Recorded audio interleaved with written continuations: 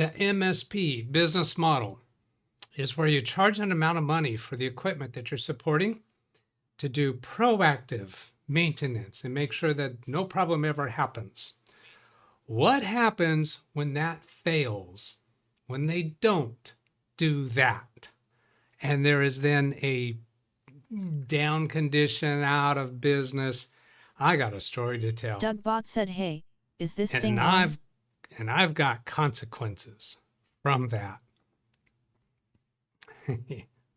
Oh, it just frosts my butt every time I come across, either verbally or in writing, about MSP bragging and boasting that they prevent problems from happening because they do all this maintenance stuff in the background. And they proactively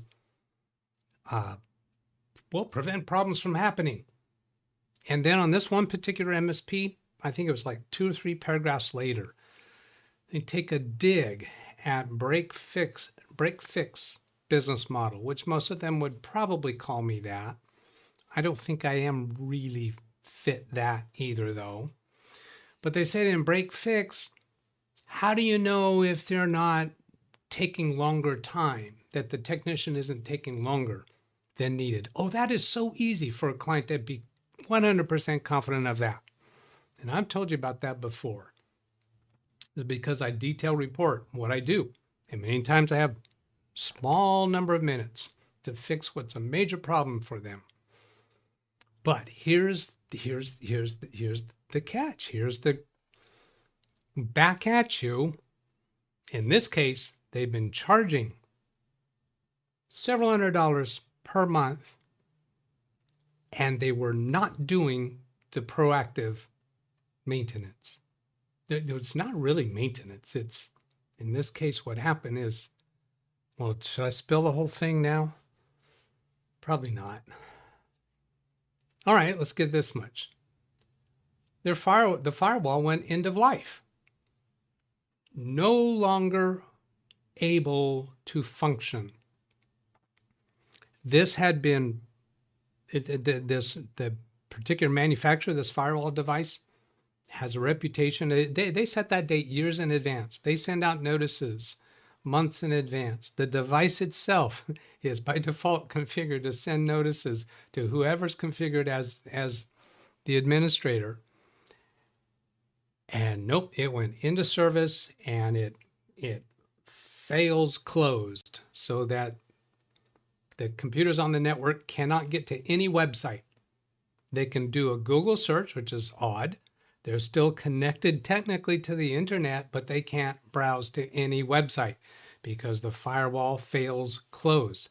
There is an option that they could have set to fail it open, but no, I don't want that, because when I researched this further, I found out what happens when a firewall goes end of life.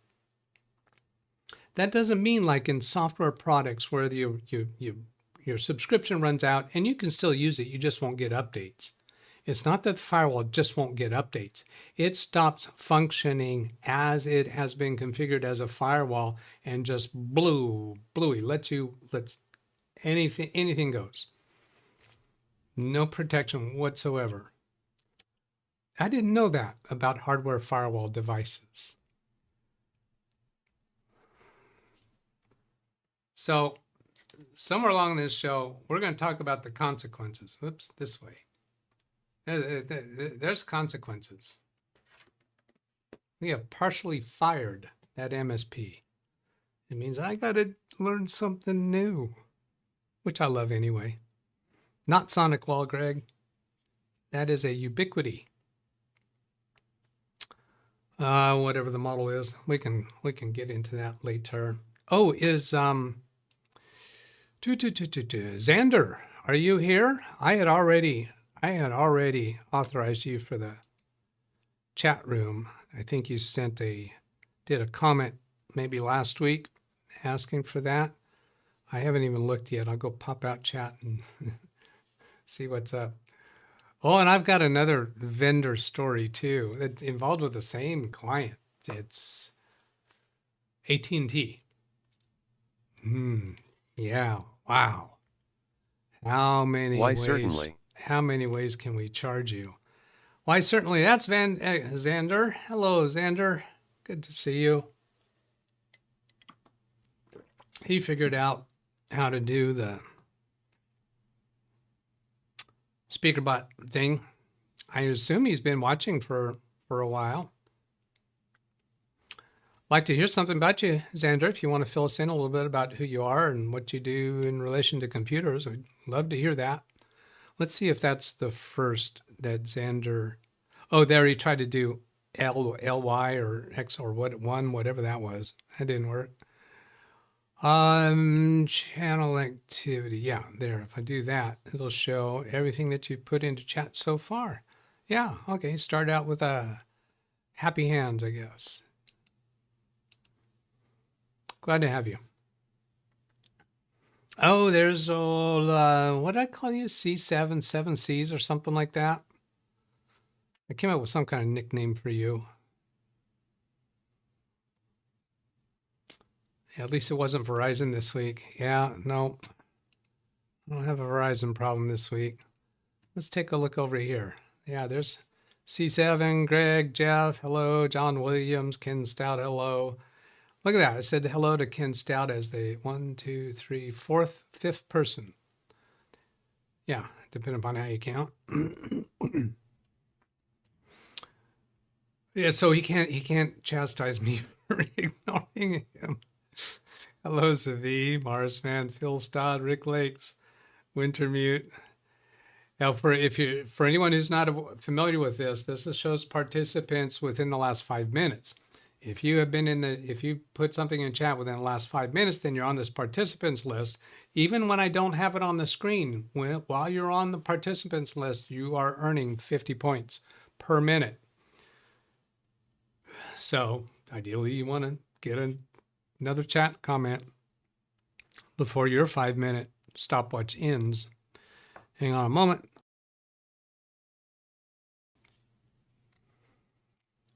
I don't think I want to try to read through everything. There's Darren Gilholm, Mr. Book. Yeah, Domin 2000. Just spot noticing people. It takes too long to read through everything. Edward Bassalo.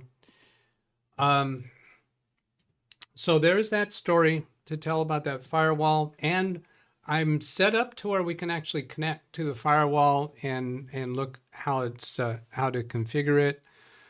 I have configuration information from the vendor. I am going to be doing my best to not identify the vendor. I don't want to throw them under the bus. I basically have a, well, if we can call it a policy, unwritten policy, to not burn bridges and accept that people make mistakes, but it's kind of fun to me to see an MSP making a mistake on the one thing that they tout so strongly, that proactive, preventative measures.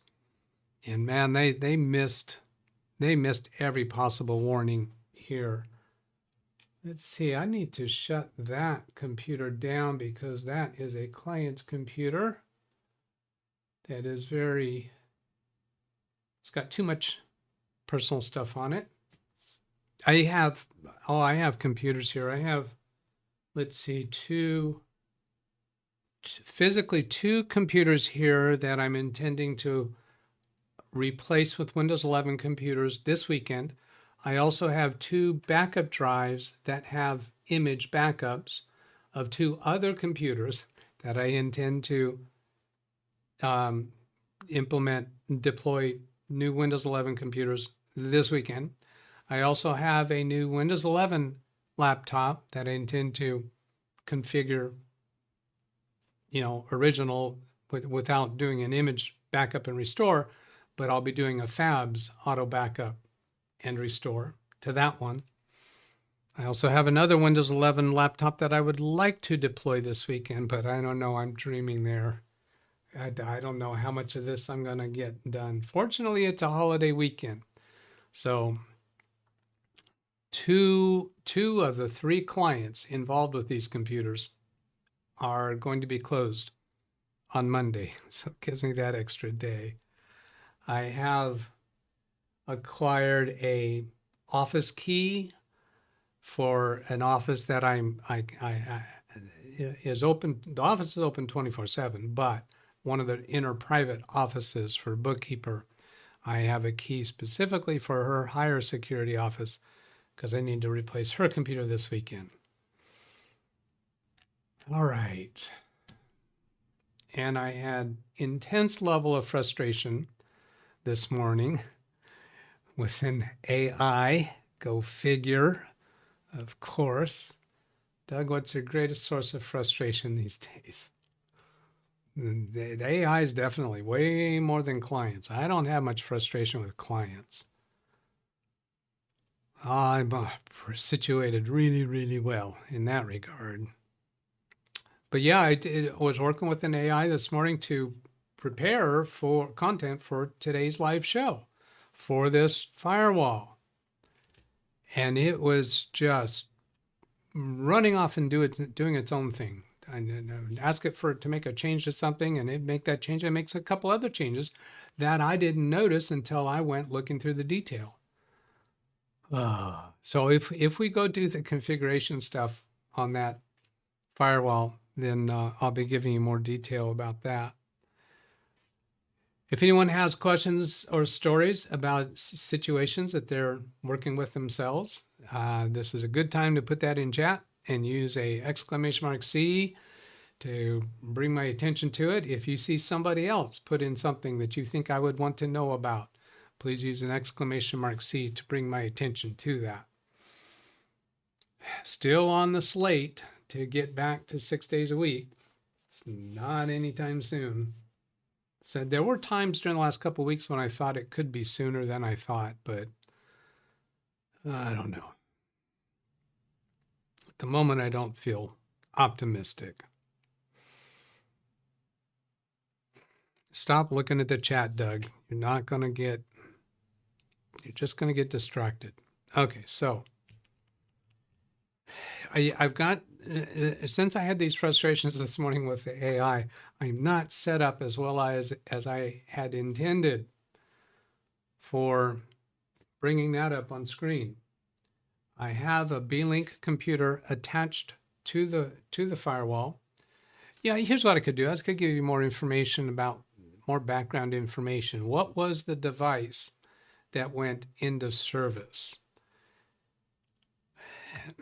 Because I don't have that off the top of my head, I'm gonna have to go look it up and not expose this to you. Oh, there's so much communications. This MSP is a large MSP. They've got like 10 or 12 offices in the US in substantial cities. And I got a few emails from the president CEO of the company. Yeah, all right. I think because they knew they tried to give me some BS excuses. They said, oh, well, the email notifications for that came in over the holidays. And I'm thinking, to middle of January, oh, okay, Christmas holidays, we're talking about. And we were just catching up on them. And no. This device was notified as end of life, as I understand, years ago. Oh, let's see, where am I best to find that?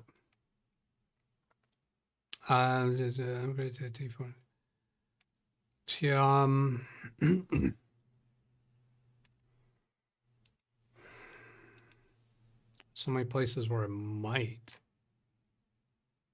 quickly find it. You know what? I bet it'll be at the beginning of my AI chat. Oh, but now I got to scroll up and get more because this AI chat has been so long. This has been going on since I think Monday or Tuesday. And also, the other issue with the AT&T problem that I haven't started to tell you about. Oh, let's see. I see something Do I see a question there from C7 before I get into that? Dougie. I have a client who always calls me Dougie. Sometimes she calls me Dougie Fresh. There's a performer named that. Dougie, is an older SSD reason for some periodical like stutters and waiting times due to stuff on the PC? I've been using a Z790 and 12700K that I wanted to upgrade to 14900 soon. Okay, so I'm taking it that these are CPU identifications. I'm not a custom computer builder, so those I don't know so well. Or Z790, is that the motherboard? Yeah, I think that's the motherboard. So he's been using a Z790 motherboard and that CPU and want to upgrade to this CPU. The question is an older SSD reason for some periodic stutters and waiting times due to stuff on the PC? Well, not necessarily. That symptom could be caused by a number of different things. And the age of the SSD isn't as much a concern as the condition of it. So I would want to go into Crystal Disk Info and see what it says about the condition of it. If Crystal Disk Info reports it as good, and when you go look at all the statistics down, don't just stop at good, but look at all the statistics down below in Crystal Disk Info to see if there's any yellow items there. I think they're all green if everything is normal and good. But if you don't find any alarms there, then no, I would say that that's not the reason for stutters and waiting times. Inadequate memory could be the problem. Misbehaving software could be the problem. Driver problems. Some other drive that you have in the computer. If you have some other hard drive in the computer that you're not even trying to access right now, that could be causing stutters because your computer, at any time that it sees fit, there's a reason, but it's under the covers.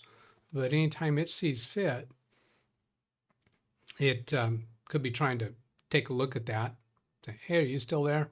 And if there's some retries involved, that could slow it down.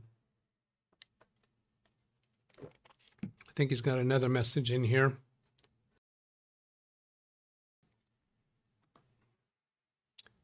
And I've got, you know what, I'm going to come over here and look at all of your messages to be sure I didn't miss something. There's that message. Is he saying Dougie or is that Doogie? Or Doji? I don't know. How do you pronounce my name? And I've got the Corsair Force MP600, 1 terabyte from 2019. Okay, that's the memory. Could that be the reason those sleepy times the CPU has to catch up? That's been lately bugging me. I don't know what it is. It's 2 by 512 cache.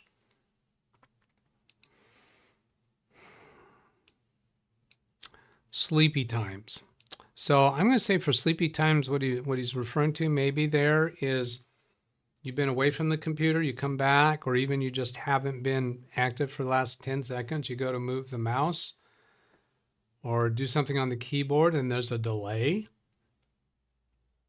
Excuse me. One of those delays can simply be the wireless mouse. Gee, this is really bugging me with that camera. Is a little different than what I'm used to. It's a little bit closer.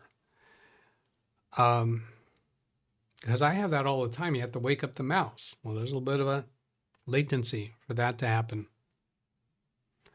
Because it seems like 2026 PC shouldn't have a 2019 NVMe, does it?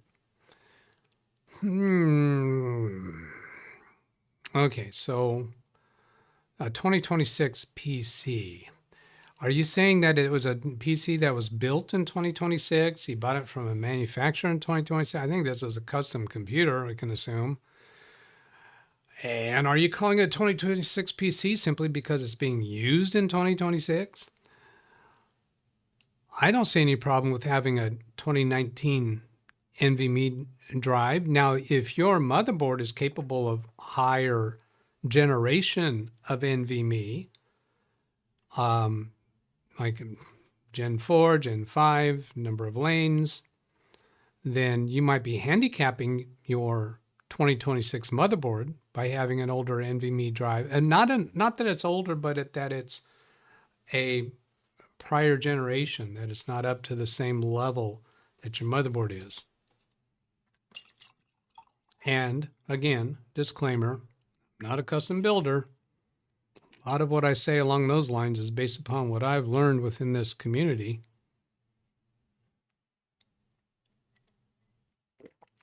Pixelbyte saying, hello, I have X299 still rocking on newest games with 4090. Yeah, your comments, C7, about 2019, maybe you could get more specific into what is actually happening. Very, very specific. What do you mean by hesitation? Describe what are you doing and what happens. What do you have open at the time? What's going on in Task Manager at the time? If you haven't looked there already, well, looking at processes first. Check what's happening during those sluggish times. You can have Task Manager open and staying on top by going to the settings gear in the bottom left corner and then go to always on top so that it will stay on top even when you're doing things in a program. You can slide it off to the side a little bit. You can have perhaps down here to where you can see the numbers so that when you experience the sluggishness, you can take a quick glance down here and see what is going on. What's going on? And if something's taking a lot of CPU and it's not in this app section, then click on the CPU column to sort them in descending order. You know it's descending order because of that arrow pointing down. So the thing that's taken the most CPU is going to be showing at the top. If you want to look at memory, then you click on the memory column and see what's taking up the most memory. Is anybody surprised that OBS is the top of my list for both of those?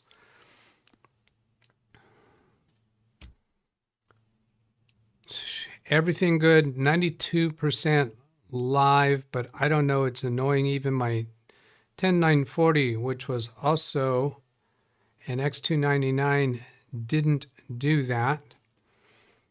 Okay, so that was a prior CPU on this, or that's a different computer. And 92% live. I don't know, 92%, does that mean Crystal Disk Info is showing 92% for your SSD? Maybe that's what he's referring to, because that's what I was mentioning. But it's really helpful if you get more specific with your comments.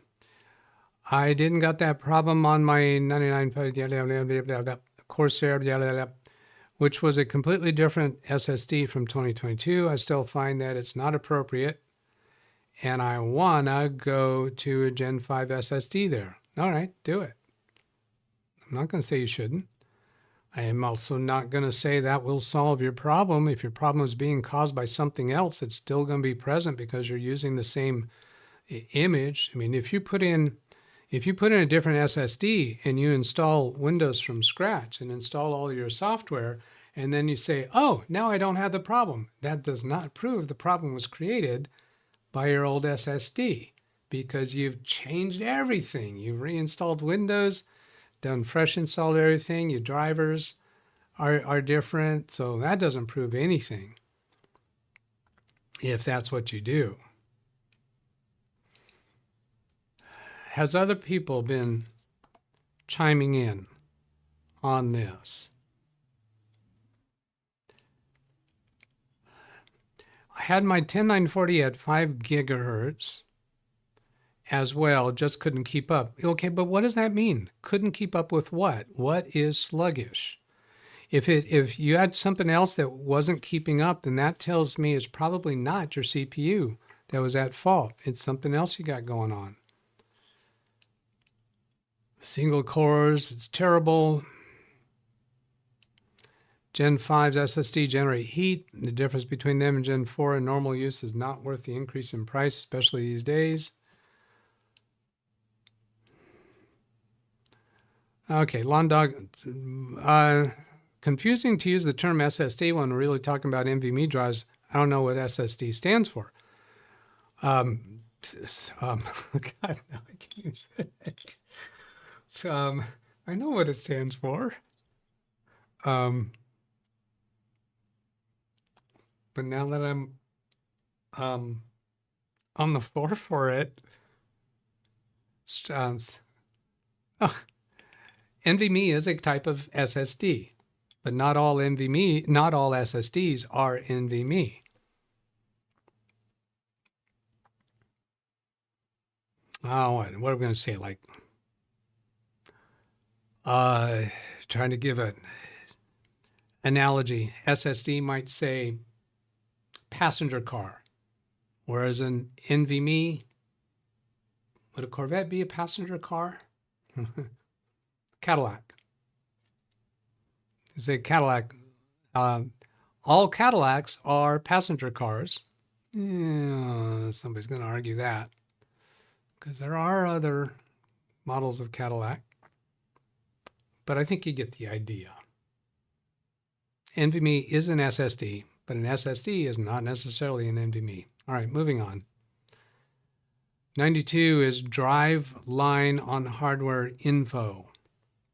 Drive live on hardware info. Okay, I'm not familiar with that statistic well enough. Do I already have hardware info set up here?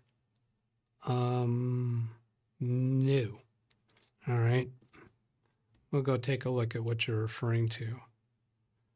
Drive live on hardware info. So I'm going to come over here and find, where do I have that? HW info. Let's see, last one I have here is version 810. So it's a little bit dated, but it should have that category.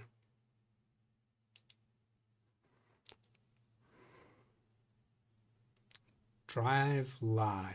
I don't recollect ever looking for that statistic in hardware info. What about Crystal Disk Info? Well, I think hardware info is reporting smart info. All right, so that might be okay. So that's probably the same thing that I'm asking for in Crystal Disk Info. Smart, Evo, Drive Live. Drive Life? I think he meant Drive Life. That's probably what, Drive Remaining Life. So that'd be the same thing that we're getting from Crystal Disk Info. However, this doesn't give you all the other statistics that Crystal Disk Info provides, because it doesn't have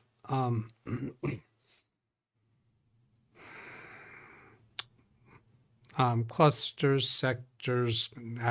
Boy, I'm not going to do good with words today at all. There's other stuff, other information that Crystal Disk Info gives you that's not shown in here. But I think you can have drive remaining life with reallocated sectors going crazy, and the remaining life is still going to show fine, because the remaining life is based upon how much usage the drive has had. I see these lines going from blue to red. Is that there's nothing alarming in those numbers. That just must be the layout. Some places red is, cause for concern.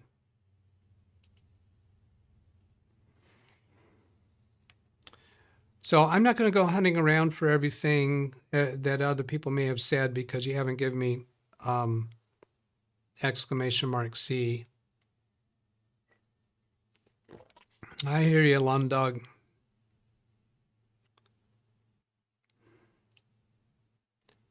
NEX 299 will be bottlenecked by anything you do on anything above 3090. All right, translations. X299, that's the motherboard. Anything you do above 3090. Is that a graphics card model number? So you're giving way too much shorthand here that you think I know all of these numbers inside and out. I do not. I do not even try to, because it is absolutely irrelevant for the work that I do for money. I don't do YouTube for money. Not yet. Okay, here's another from C7. My X299 needed a 125 BC block and and no AVX offset to be anywhere close to Alder Lake. Imagine you need to be somewhere where there's people who do custom building. I don't know this stuff. Yeah, I gotta move away from this. You're throwing me too much techno babble gibberish. This is I'm a end user Windows support. That's not what this is. Okay, but other people in the chat room are far more knowledgeable about these. All right. Now, let me, what can I do about getting this guy up for you? Ah, I know.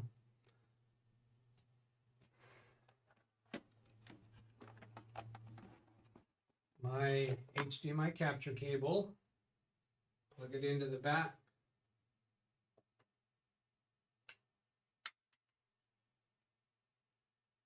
Plug it into the back of that B-Link computer, and then studio mode, and see if that comes up. And yes, it did. Review this. Excuse me.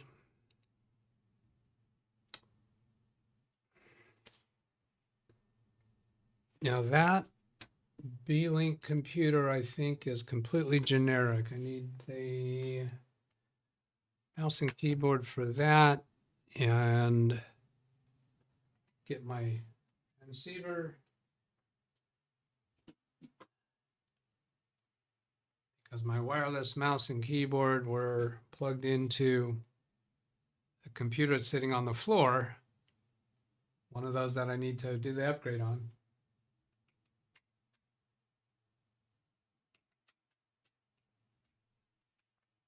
Read chat, please. Read chat, John, please. oh, John Williams says, did not answer a question about grandson's laptop. Let's do that. Let's do that before I get started with chat, this. Please. And yeah, we'll do that. Thank you for that. Yeah. So, John, if you asked that earlier in chat, you did not do an exclamation mark C. You got to do that. I am not trying to read all the messages anymore. That was just too freaking stressful. So let's do that laptop. Zavima Nor, upgrade regarding the laptop, because that's a good story. Marsman, thanks, Doug. New term, technobabble. Yeah, technobabble, absolutely. There is a I don't know, somewhere along the line, I saw this. I don't know if it was a video or what, but they were talking about Star Trek, and that in the script, when the story writers were writing the story, then they would, and they want, you know, Scotty or Geordi or someone to say a bunch of techno stuff. They put in the word. I think it might have been technobabble, because the story writer, the tellers of the story that they were making for an episode, they didn't know those words, so they wanted some technobabble filled in. Somebody else would do that for them. Grandson's laptop. Okay. When last we left that story, okay, at the end of the show last week, I turned on the computer. No, I didn't. Did I? Oh, the power, the AC adapter. I didn't have the AC adapter. Oh, man. After the show, I walked out, and right around the corner on a shelf that I have various equipment, I found a perfect match. It was actually a Dell labeled, well, whatever the same, I think it was Dell. Yeah. The computer was Dell, and this AC adapter was Dell. It was a perfect match. Barrel connector fit, and I checked the voltage and amps, and it's a perfect match. So about 10 minutes after I ended the show, I turned it on and it powered on fine. I was tempted to go live again to show that. However, there was a password. When I gave the laptop to my grandson, there was no password set for it. So he has since set a password. So I contacted him and he said, I think it's such and such. So I tried that and said, nope, that's not it. And he said, okay, try these. It gives me 4 or 5 choices. Nope, none of them work. The laptop set for a couple days. And I asked again, and I asked his mother, and they gave me other guesses. And what had happened is the problem with the hinges actually developed, I don't know, months ago, 2 or 3 months ago. And he didn't know the password because he had just recently set the password when he was at a friend's house. He took his unprotected laptop to a friend's house. And part of this I'm reading between the lines. I think this is the story. When going to a friend's house, he didn't want to leave. He didn't want to walk away from it with no password. So he just quickly put a very, very simple password. He thought it was probably just 4 numbers. It could be 1, 2, 3, 4, but it wasn't. So we tried other combinations. Nope. So yesterday, Friday, I got a call from the school nurse. He's injured his knee and needs to be picked up. My daughter was not available at the time. So I went to pick him up. I said, oh, okay, we'll get the laptop resolved. So he saw my recliner with the injured knee. So I put the laptop on his lap. And keep it high enough so the fans can get air. And he could not get into it. So I did a password reset, which is the first time that I've done a Windows 11 password reset. Super simple, as long as it's a local account. Super, super simple. And then, so that got us into it. And I had not put the bezel on yet because I needed to make sure that the camera was working and aimed right, because that thing was seemed a little bit of a give to its position. I had that reused adhesive on the back of it, so it's got to be holding on there pretty good. I figured the bezel would probably help hold it in. And also the Wi-Fi was, I already knew it was functional because at the login screen you can see it that it's connected to Wi-Fi, because that computer had already been configured to connect to my Wi-Fi. So anyway, we got into it, checked out the camera and the Wi-Fi. They're both fine. So then I went to put the bezel on and did not know this, that to put the bezel on, it has to be, I had to remove the hinges. So that meant disconnecting the battery, disconnecting the screen, disconnecting the Wi-Fi. I actually took the Wi-Fi card out this time, left the cables connected to it. Remove the hinges from the base, separate the screen, and then dry fit the bezel to see how to do it before I peeled off the adhesive, the plastic strips covering the adhesive, and then put it on, put it back together. Now he's got a laptop. Is there anything I missed about that? Oh, and as soon as we signed in, there was a Windows update completing. So it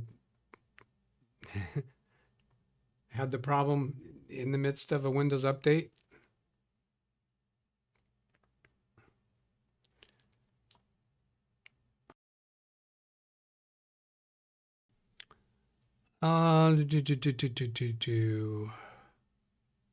Let's look around, see what more update. I was looking at this. I think that's somebody, they're having a conversation. Not quite sure. Laptop, got that. And I'm going to stay out of C7's conversation between people. Phil Stahl, good job on the laptop repair. Thank you. Okay. There's Scott with a 23. I don't know. Someday.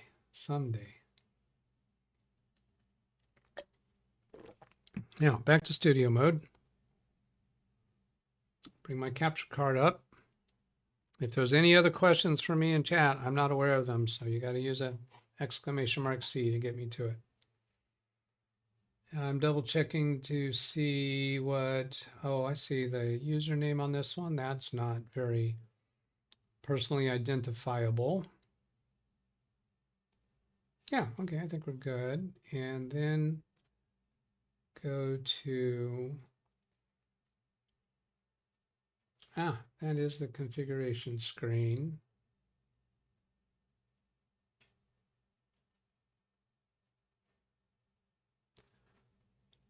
Let's do that. Oh, well, that's fun. Okay, I'll show you this. It's uncooperative Windows. Thank you very much, Microsoft. So bring that over here. Turn off studio mode. This OneDrive. It was not, oh, I know, it's not clicking away because I was using the wrong mouse. So we're going to say no thanks to the backup. Oops, no, maybe I was using the right mouse. See, I'm clicking no thanks and it won't go away.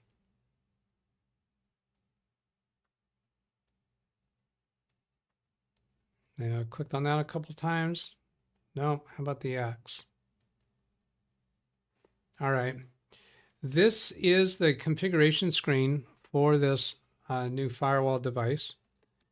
And I haven't yet even given you the model of it or the model of the old one. I said I was going to do that. I told you I wasn't very well prepared today.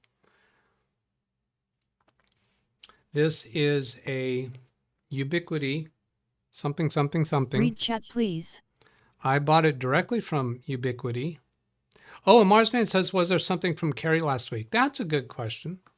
Yeah, let's go do that, because I said that at the end of the show yesterday, that there was a question in comments from Carrie. So again, I didn't quite get started with that, so I'll go ahead and divert because somebody actually asked this. So thank you, Marsman.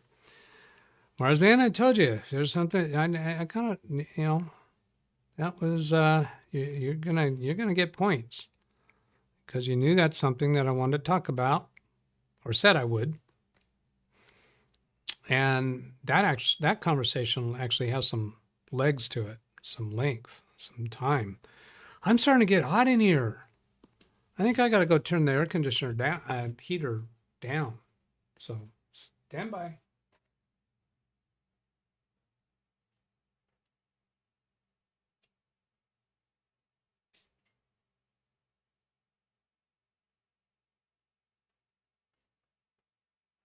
I bumped it up by 1 degree before showtime, 1 degree higher than I usually have it, because I thought I was going to get cold. And now it's getting too hot. I got understood, C7. Thank you. Now, totally forgot what. Oh, Carrie's question.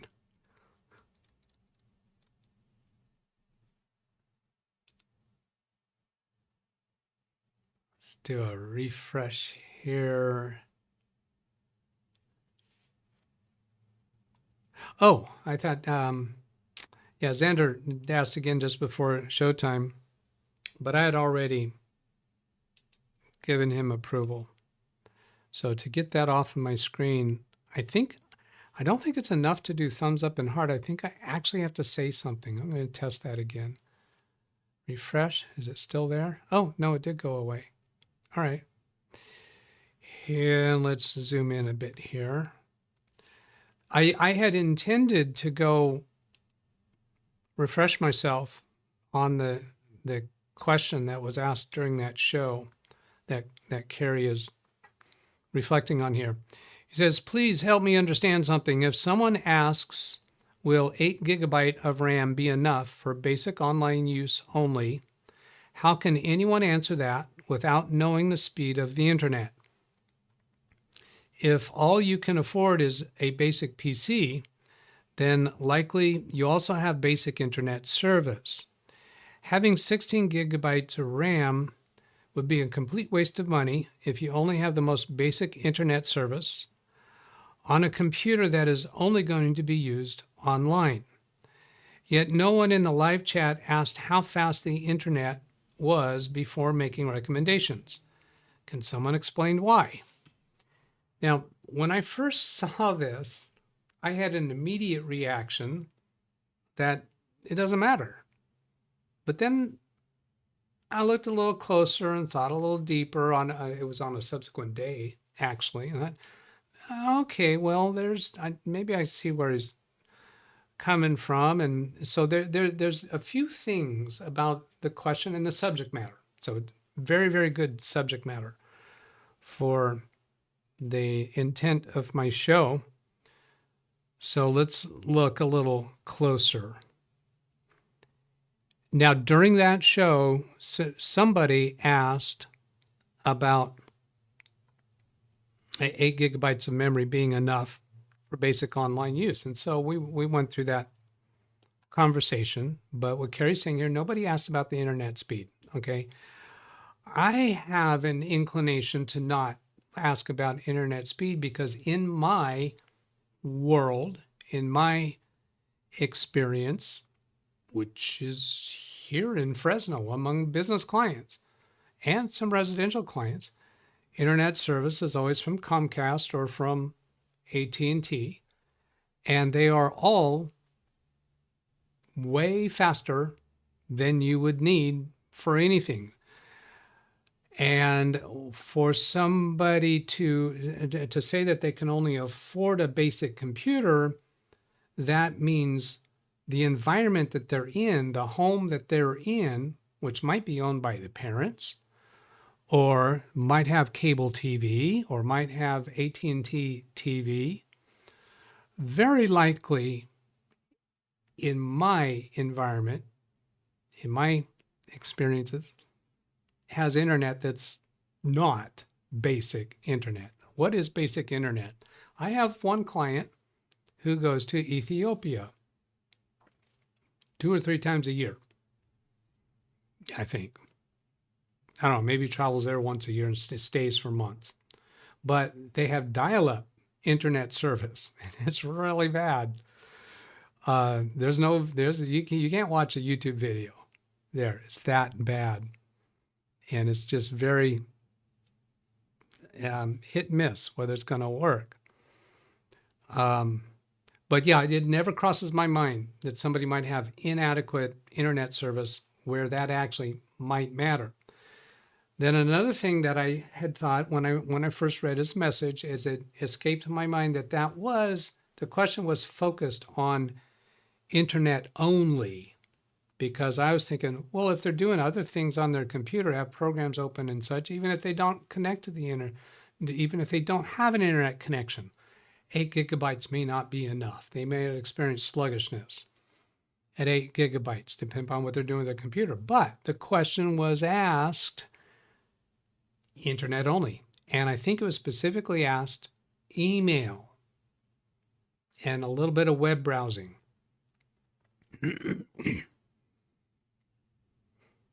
So those are the reasons why I didn't ask and would not have asked. Now let's see, did I cover everything? No, I'm sure I didn't cover all of the interesting points about the question. If somebody asks, will 8 gigabytes RAM be enough for basic online use? And what does basic online use mean? Okay, because sometimes it means having a few YouTube tabs open. Let's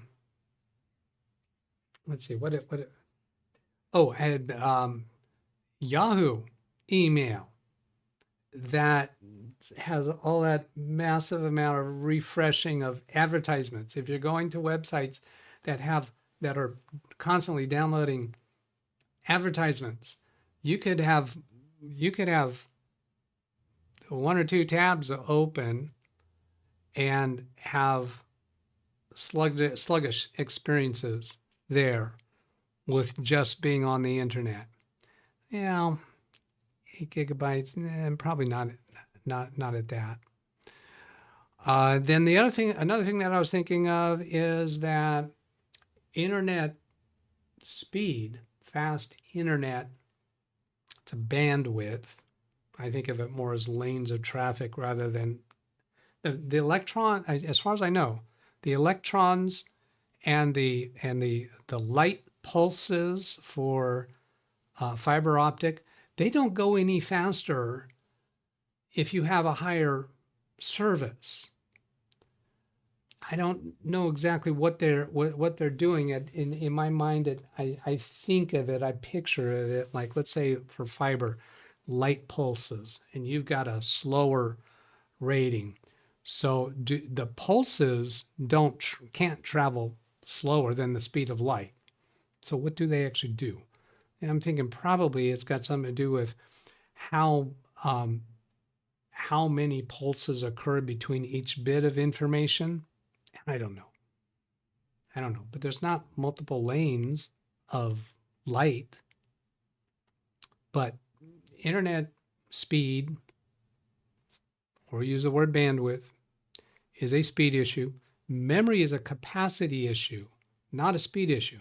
Memory has a speed rating, a speed capability of how fast it can exchange information with the CPU. The speed of the memory doesn't have much importance when swapping information with your storage drive, because your storage drive is always going to be slower than the speed of the memory. Keep in mind, this is not the stuff that I do every day. So if you got corrections for me, I'm open to it. Then, but the amount of memory is capacity. So when the internet is sending information, let's say you have slow internet and it's sending stuff to you, but you've got multiple tabs open and each of those tabs have a lot of content. Well, now I'm going to dig myself into a hole if I haven't thought this through ahead of time very well.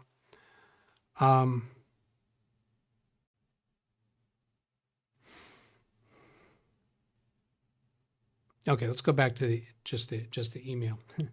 Email doesn't take a lot of size. So you have slow internet and you get one email coming in that is just text without an attachment, without a lot of images. That should come in pretty quick, not be a problem. That's for the speed. The amount of memory you have chat, please, is a capacity of how much can load there. I think I probably said enough on that. I'm not sure. Let's see, is this on point? Are you on the subject? Let's see, Phil says, I have 100 megabyte up and down on my ISP, never had any problem with data transfer. Yeah, well now, okay, thanks. That reminds me of really the thing that I need to say regarding this high speed that we have these days, is that with what I do, I'm never going to saturate 100 megabytes up and down. I will saturate 32 megabytes up, which is what I have. I do saturate that, and I do run into problems with that. But the high bandwidth, it's not typically for a single computer. If you go from 100 megabytes to 250 megabytes up and down, you're probably not going to experience any improvement in performance because your computer's not even utilizing that unless you download or upload files from another device that will accept, receive, and send at those speeds. Well, if you're downloading from a website, chances are they're going to meter, throttle, or a portion please. How fast the data is going to go to one connection. So you're going to find no matter how fast your internet is, you only get a certain amount of speed when you're downloading from that particular site. Now, a lot of the stuff I'm saying, I've many times thought that I would really like to demonstrate and test to prove it. Another analogy, bandwidth equals amount of daily puzzles you can acquire. Memory plus compute time, it takes time to solve the puzzles. All right. Another analogy, bandwidth equals the amount of daily puzzles. So I'm assuming you're referring to puzzles that you can that you're downloading from the internet. I don't think you're trying to I don't think you're trying to analogize to like jigsaw puzzles on your kitchen table. Amount of daily puzzles. You can download puzzles from the internet, and then your memory and your CPU equals the time that it takes to solve the puzzles. Read chat, please. Read chat, please. Let's see, these two. Last Tuesday on Patch Tuesday, I was able to update 5 computers at the same time without any lag at all. As you know, I am a builder. Okay, the doing Windows updates, there's a portion of it where it's downloading the update and then installing the update. And most of my experience has been the installing of the updates take longer than the downloading, but I've also seen, particularly on these low-end computers, the download take surprisingly long amount of time. But those updates, they're not very large by comparison to like a 2-hour long video file. Would be much larger in size.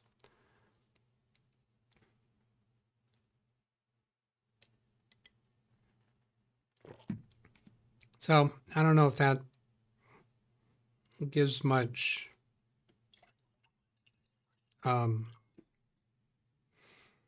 now, if you were saying that you're doing that on a low capability internet, maybe that's of interest, but I don't know what your internet speed is. Puzzle is an analogy for any task to perform. Okay, yeah, any task to perform. See, I never download puzzles. So I guess you're saying a puzzle that the computer has to figure out, not a puzzle for a human to figure out. The word puzzle, downloading a puzzle to solve, I didn't even know that was a thing. I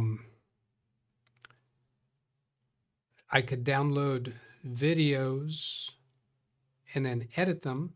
Edit them is very intensive on the amount of memory and CPU capability, and at that point, the internet speed no longer matters.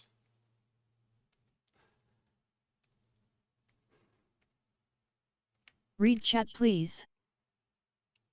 1 gig internet Read chat, speed. please. Oh yeah, so John, you're you saying that you could do Windows Update on 4 or 5 computers at the same time? That doesn't really. I don't see how that tells us anything on this conversation.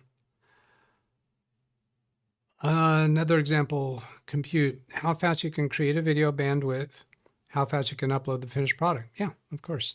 Absolutely. Good one. That one now is more on track with what I know. Read chat, now, please. Let's see if I got more here to cover.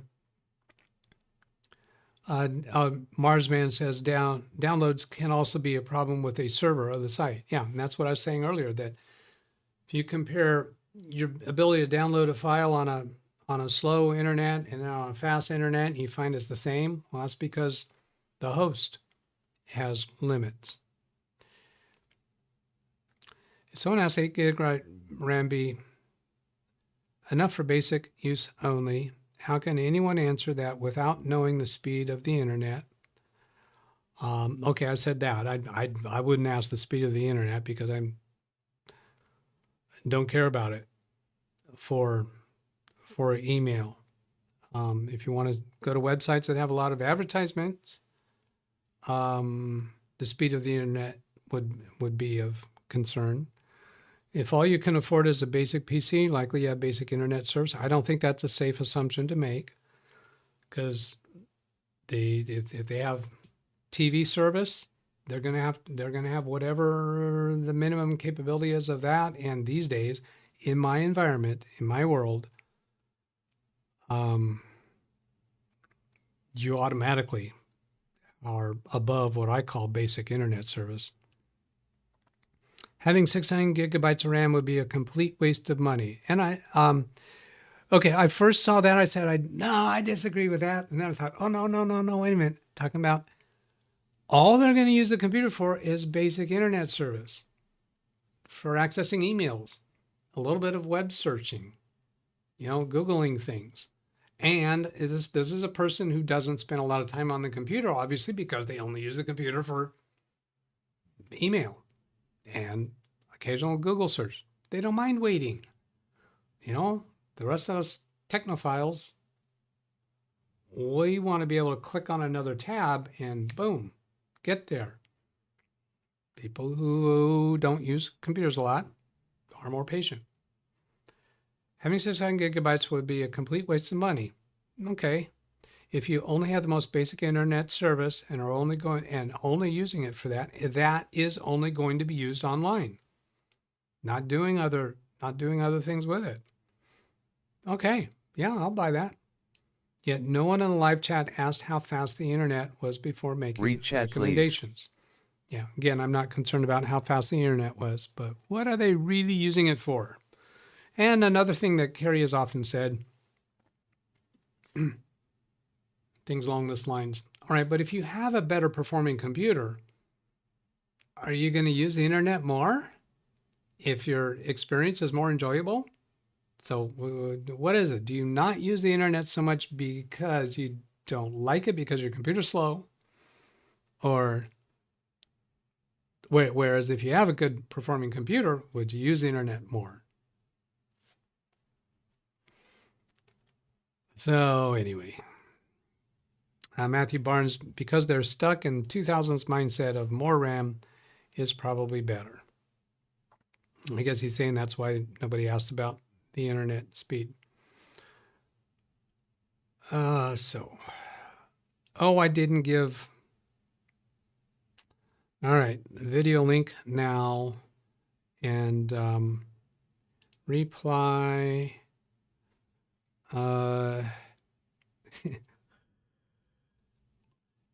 This was the end of the conversation. I forgot to grab a link at the beginning of the conversation about your question. Period. Thanks for giving us the topic.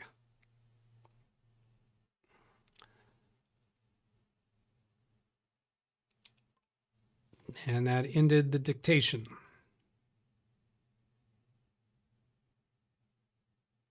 Now, if I refresh, does that all go away? Yes, it does.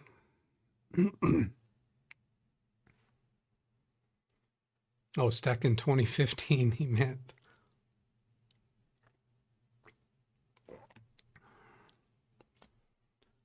Okay, I need to stop. I keep trying to look at chat. That just gets to ground in. I'm going to reply to a client's text here.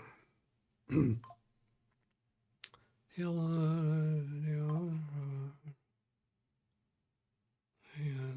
line of the office. Switch over the new. Try to log in. The old login for the office. Yes, I did. I'm unable to call you right now. I'm going to be tied up till about 2 p.m.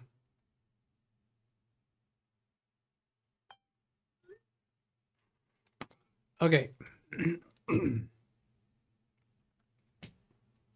Oh, yeah. I was going back to... Should I go into that or do other stories? The AT&T story? Okay. Let's do this as a poll. Turn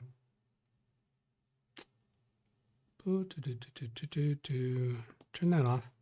I haven't tried a poll for a long time. Do I do that here or do I do that down here? Oh, start a poll.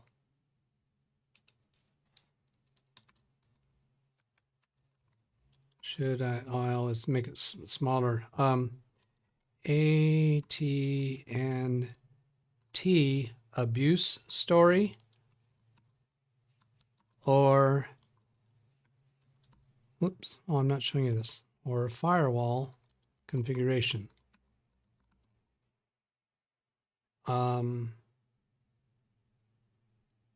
Let's see. I guess I'm doing this wrong, aren't I? I should be putting that there. That there.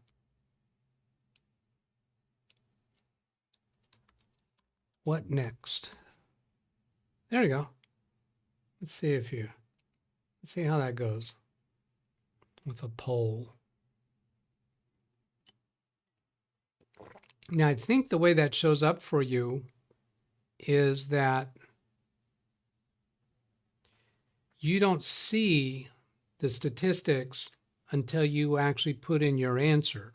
Of course, you see the statistics before you put in your answer if you're looking at my display of the statistics.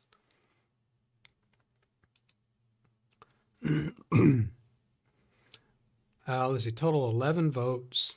Well, that's pretty close. That's really close. Give it a little bit more. Oh man, my stomach is growling because of my stress this morning with that. What's a 25-cent word for recalcitrant? I'm not even sure what that means. Untamed AI doing things of its own volition that I did not authorize you to do that.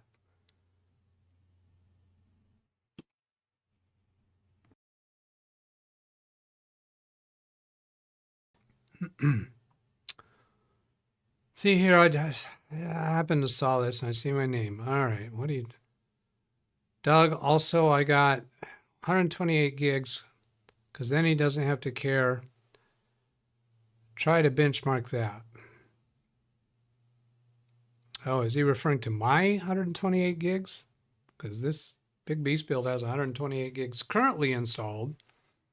Came with 256 gigabytes of RAM. Let's see, how's this doing?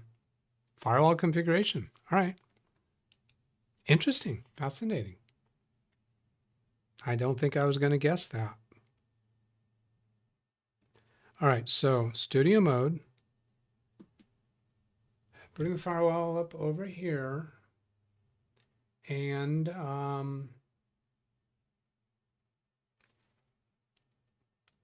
transition that. Turn studio mode off. This is the interface for configuring. Let's see, I need to take a look at one other thing here first.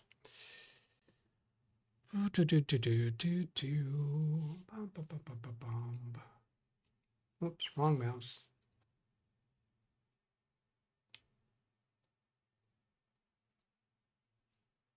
But that one's not working either.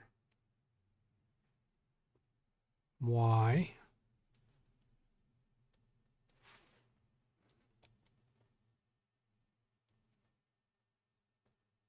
Or do I need? No. Huh.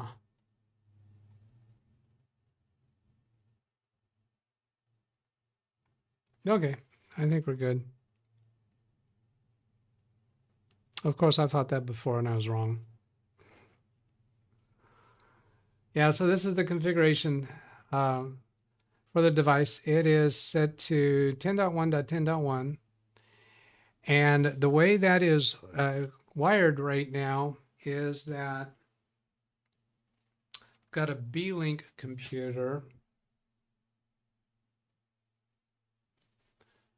up here that's connected to a LAN port on the firewall. The WAN port of the firewall is connected to a LAN port on my internet. So that is a double NAT, double network address translation, because it's going through two routers. that is kind of a hybrid operation, and that is the way it's going to be at my client's office. We're going to be connecting to a LAN port. The WAN port of this firewall will connect to a local area network port on their Comcast router, well, through a switch, of course. And this is going to mess me up if I leave the camera turned there. I think that'll work. Then bring that back up.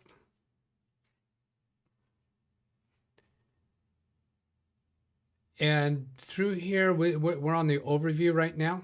So this is showing us the subnet that it is connected to, and it is,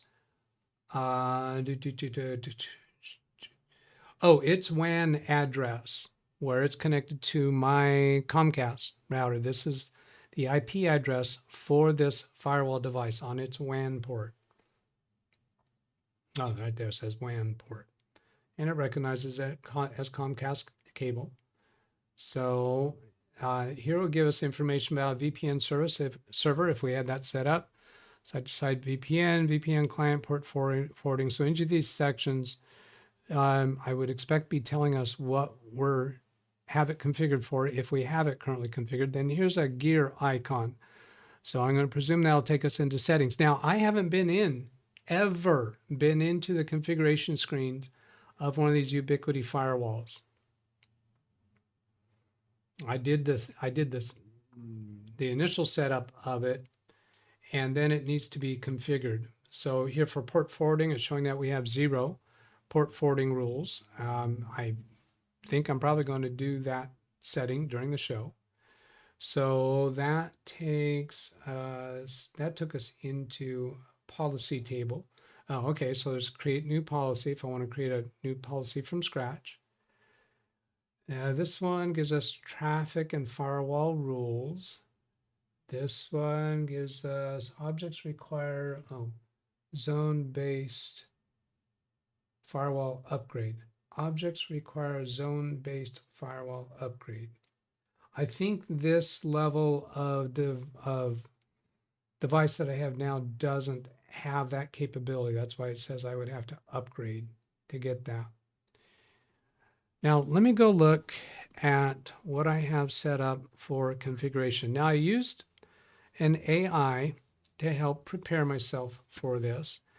I received a PDF file, I don't remember, 13 pages, 15 pages of the configuration of the current firewall that I need to essentially replicate that in the new firewall. So I gave that whole document to Gemini, which is the AI that I'm usually using, and have it look through it and tell me, okay, what do I need to configure on this Ubiquiti firewall in order to prepare it for this office? So I want to go pull that up.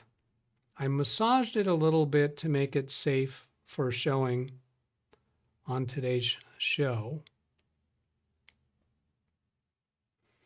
And then I made some last minute changes of where I put stuff. So because of the AI messing with me.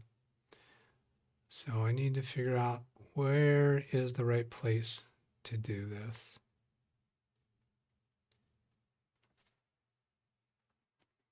Okay, I think this is it. Yeah, so this has some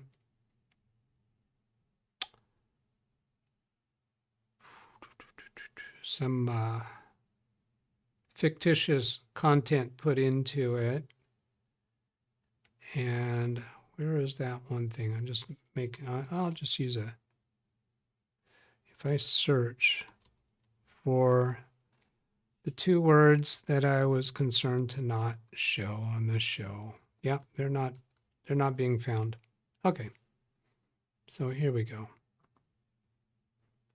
This is what the AI wound up giving me, a cheat sheet that maps the critical data from your WatchGuard Firebox configuration. That was the prior Firebox, but that doesn't tell you what model it was, directly corresponding to the settings in the Unify network application. Your internet connection sits behind a Comcast modem, currently uses a static private IP. So the WatchGuard settings on the document that they gave me, that gave all the settings, tell me this particular setting is on page 2 of that document. The WatchGuard setting for that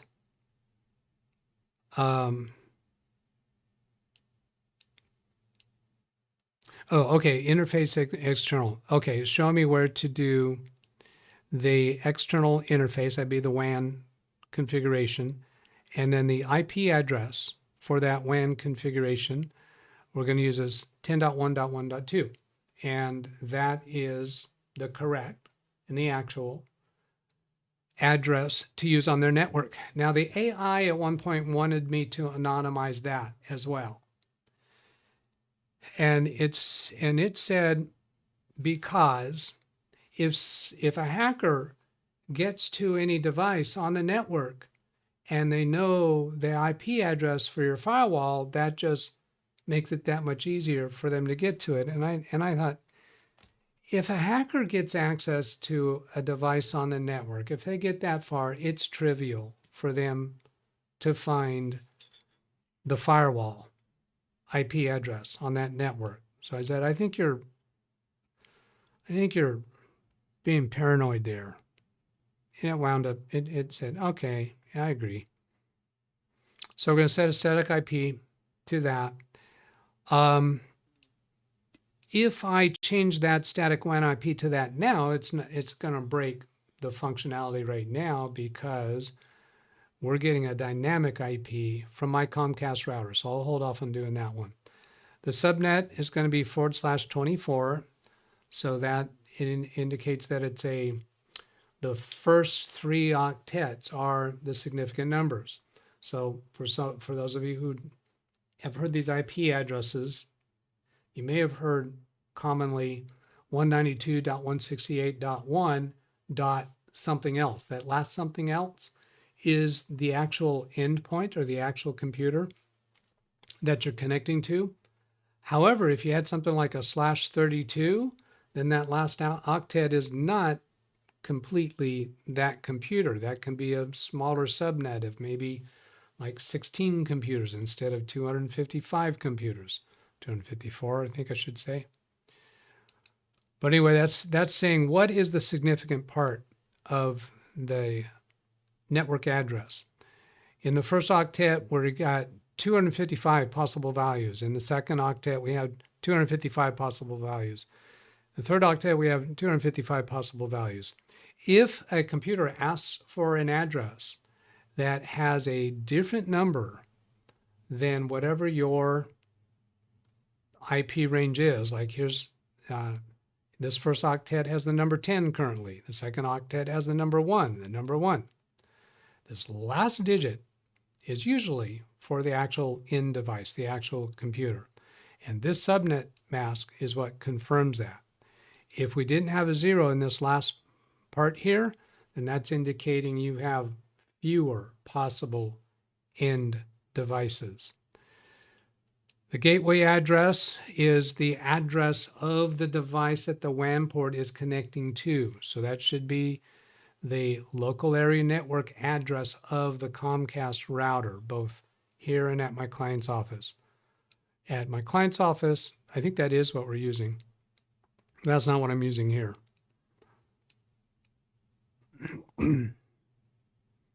DNS addresses, those are the 75, 75, 75, 75. That's a common address for Comcast. The 8.8.8, I believe, is Google. Comcast also has another address, 75.75.76.76. But the WatchGuard is set with a Comcast address and a Google address. I think that's Google. Somebody will correct me if I'm wrong. And that's details that I don't ever try to remember. So basically, the AI has told me these are all the things that I need to configure. So let's go look at this one. It says on the Unify to configure the interface, I need to go settings, internet, WAN. So let's see how accurate it is about that. And again, I have not Read chat, please. validated these yet at all. Rand says, if your Comcast router provides DHCP service, why use static WAN settings? Okay. Have I contemplated that?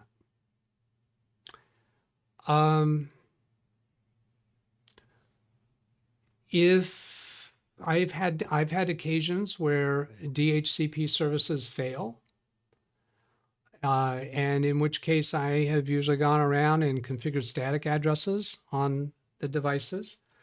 In the equipment room, the vendor, the MSP vendor. I'm not quite sure how to help you with that. Well, don't then. And why did she speak up? I don't know. The vendor very considerately put labels on all of their equipment showing the IP addresses that are configured for all of their equipment. So now a technician can go to any computer and know where that device is, what IP address it's at. If you walk into the client's office one day and you want to access the firewall, if it's a static address, you know what it's currently assigned as. Whereas if it's DHCP, it might be assigned something else. So now you got to go find out what it is assigned as, unless you're using a device name to connect to it. So in my mind, it just feels like a more reliable, simple way to confidently be able to access it anytime that you need to. And also I've had occasions where we run out of DHCP addresses. I've had it in a couple offices where, like the Law 40 office that I've talked a lot about, it's got 200 addresses available because there's a part of the range that is set aside for static IP addresses. 200 IP addresses, and they will sometimes run out of DHCP addresses because transitory computers come in, cell phones come in that are allowed to have access to that side of their network, and they can run out of IP addresses. And in order to get those back, we have to restart the router. There's another more graceful way to do it without actually restarting the router. But yeah, DHCP addresses can get completely absorbed. Hello, PhotoFix Media. All right, now I was on, okay, let's come back to here. So settings, internet, WAN.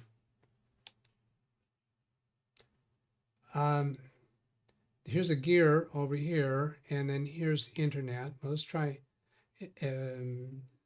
settings gear, then internet, and here's WAN.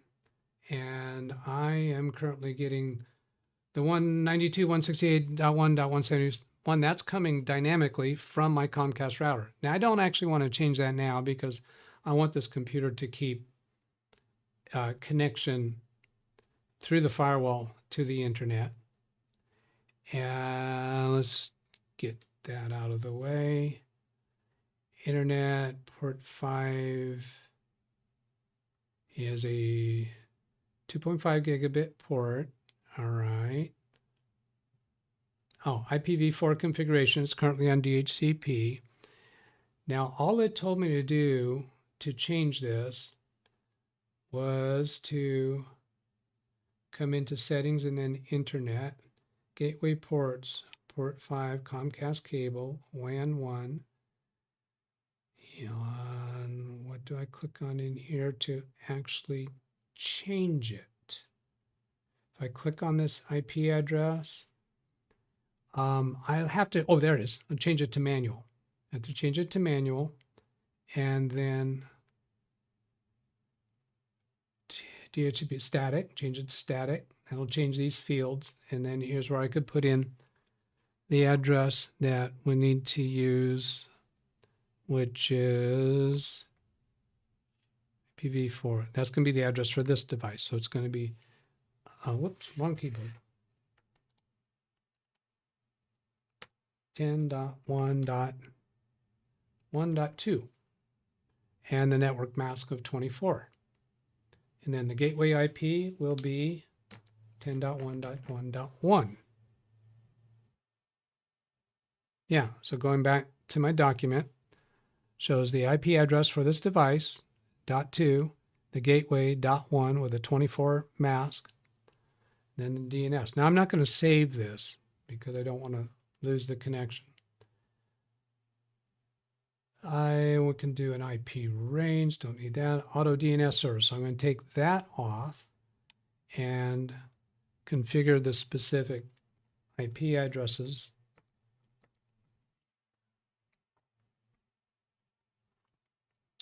I don't think I've even told you the reason this vendor, this MSP, is even involved with my client is that they are the IP phone vendor.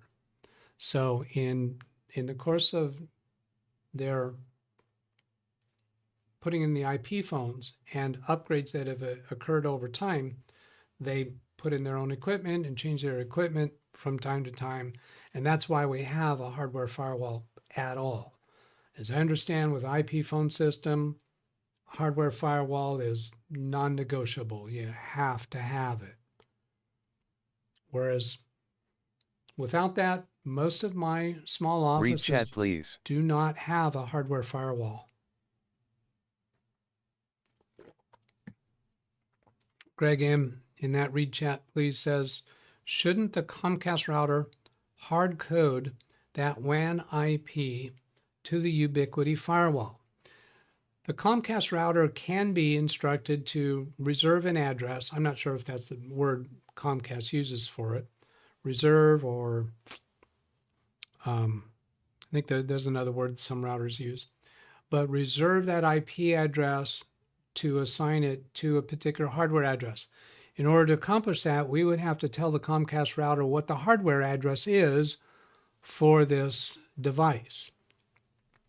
That causes the Comcast router to assign that consistent address to that device every time, but that device would not have its own static IP address configured. So for instance, if the Comcast router was down, if you restarted the office and the Comcast router was not functioning right, then the firewall would not receive an address at all. I don't know if it would auto-configure to something else, but if the firewall has a static address configured, then it's going to be accessible even if it's not connected to the Comcast router. So for that reason, I would rather have a static address configured. And I usually do that like with printers or copy machines. I'd rather have them configured with a static address instead of having the Comcast router or whatever ISP router is involved automatically assign addresses. And there's also the situation where sometimes Comcast will send in a new router or upgrade equipment. And usually they are pretty good about transferring over the settings from the old device to the new device. But I've had occasions where that didn't work right. So I'm more comfortable with the devices having static addresses.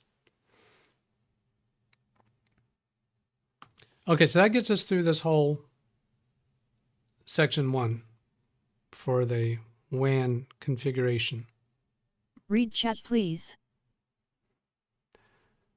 Let's see, that last read chat is, are you trying to access the firewall from its WAN side or LAN side? From the LAN side.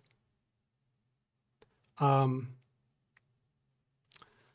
right, I get you there. So what he's saying is that the WAN, what we're dealing with here is the WAN port of the firewall, the address that it gets. If I'm connecting my computer to the LAN side of the firewall, I will still be able to access it. You're correct, Rand. Thank you for correcting me on that. Read chat, please. Because I said that wrong. In that case, and he says, in that case, the WAN config does not matter. Yeah. Can you give a significant reason to prefer having the Comcast router assign the address for the WAN port? Because at the moment, I'm not seeing either direction. When we print out the settings, the current settings of the firewall, it would report either a static IP address and show us that what that address is, or it would report that it's configured for DHCP and what the currently assigned address is. But that address for the WAN port of the firewall could change over time. You know, in this environment, I don't see that I care. I don't think I would argue against it to Read chat, somebody please. else who configured it differently than I would. Rand says, my general rule of thumb is that servers should have static addresses. So no, I agree with you. I was just wondering. Okay. So he's agreeing with my position, just looking for what is my justification for it. And I think I will say that my justification for it is a little bit weak, but in the interest of consistency, because sometimes it is more important to use a static address, then I would want to do that. Like for a printer, for a network printer, yeah, I always want a static address. Read chat, please. And he says, one possible reason is accessing the firewall from the WAN side. Yeah, I'm hard pressed to know why I would want to do that. Oh, he said that'd be a reason to have a static address, is if you want to access it from the WAN side. Okay, yeah, here's a scenario. How about something's going wrong Read chat, please.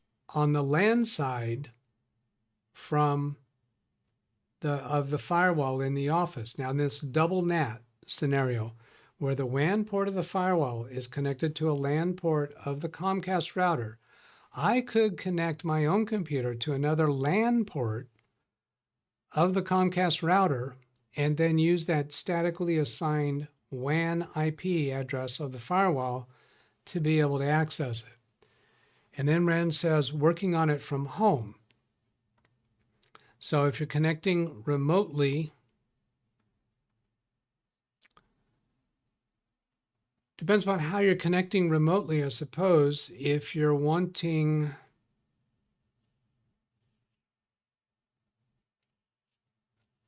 if you actually want to be able to type in a public IP address that's assigned to the WAN port of the firewall, well, that's always going to be static anyway. You're not going to do that with a DHCP. If you're connecting remotely to the Comcast router, then trying to connect to the WAN port of the firewall. Yes, affirmative. Read Wow, chat, why would I please. do that? Okay, let's move on. We're gonna lose too many people. People are gonna start. I don't want to watch this stuff. This is something that it's an edge case scenario, I would say. All right, let's come back and see what is next. What is next on this list? The LAN, internal network, and DHCP. Well, let's see, we're going to set, name the office network. The WatchGuard is set to, okay, this is the LAN side address of the firewall. And that's the network designation. So the network designation for the local area network side of the firewall is that the firewall itself will be a .1 address, and the subnet is a 24-bit subnet. The DHCP pool is from .50 to .200.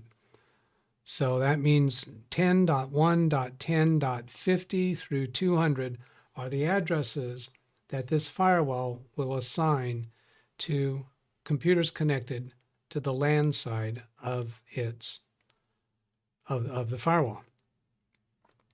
And this is based upon what is currently configured. It could be that addresses below that number are used for the IP phone equipment.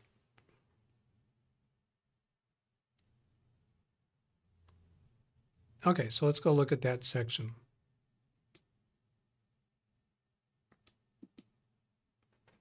We're looking for the LAN side here, and what it says is settings networks. So yeah, here's networks. That makes sense. Get the correct mouse, Doug.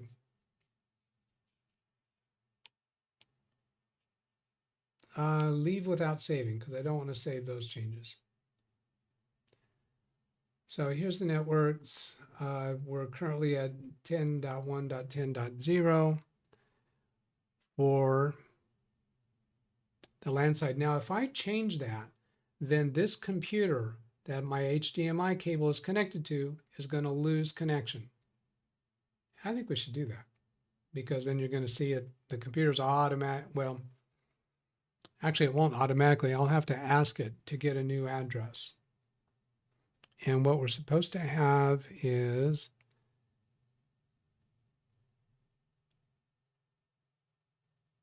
now, wait a minute. Oh no, this is identifying the subnet differently. This is not showing the local area network address of this device. This is showing the subnet address, which is the .0. Anytime you have a .0, that is identifying the subnet address that you're working with. That's not the actual address of this device. Yeah, Rand says this is the network address. Yeah, they're showing it a little differently than what that checklist showed. Now I click there, turn off that. Yeah, so here we're seeing the IPv4 address for this device on this network. And it's a 24-bit network mask. What do I want to change that to? I think this will be interesting to change this. Before I change that, let's go bring up a command prompt, ipconfig.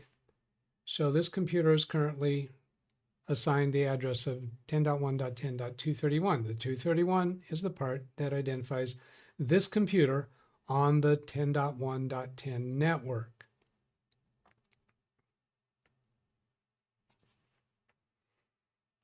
So let's change to 192.168.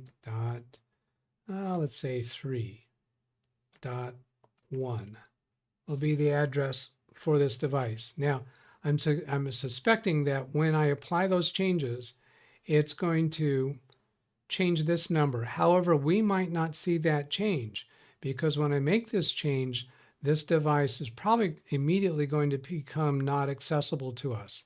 Down here in the bottom where this network icon is, we should lose that, at least briefly, but I think it's going to last until I ask from DOS level for a new IP address. Now this down here change, the gateway IP change, I haven't even said apply changes yet. Oh, and this was supposed to be the DHCP address pool. We need to change that. But let's go ahead and see what happens at this point. Generate address, no. Apply changes. Okay, I saw that change to 3.0. There might be some other level of saving this before that goes into effect. Let's see. Let's come over here. ipconfig. Let's do a ping. I'm trying to ping, just say hello, are you there, to the firewall. And that looks like it's going to fail because it's no longer at that address. Now this network icon down here is still saying internet access. How would I have internet access? I shouldn't.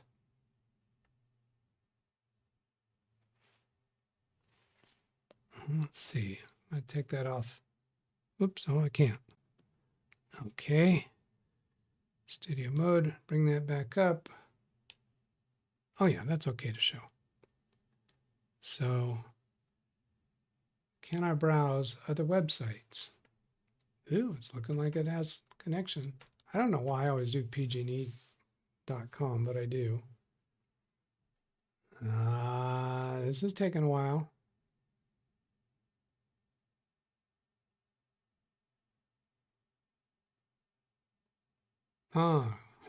Can't reach the page. Google.com. Nope, can't reach the page. So it is broken. There it is down there. The network icon finally disappeared. I've seen that before where it doesn't happen immediately. So now if we come here to this DOS command prompt and we do ipconfig, it's still holding on to that old address, the 10.231. We could restart the computer or just do ipconfig/renew. That should pick up a new address. ipconfig. Spell it wrong.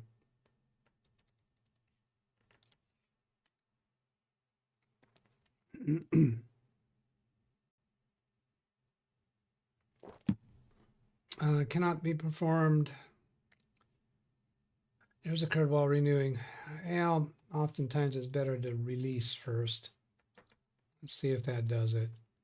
Release and then up arrow twice will get me to the command that I did 2 times ago. So use renew. Yeah, that did it. So it wanted me to do a release before renew.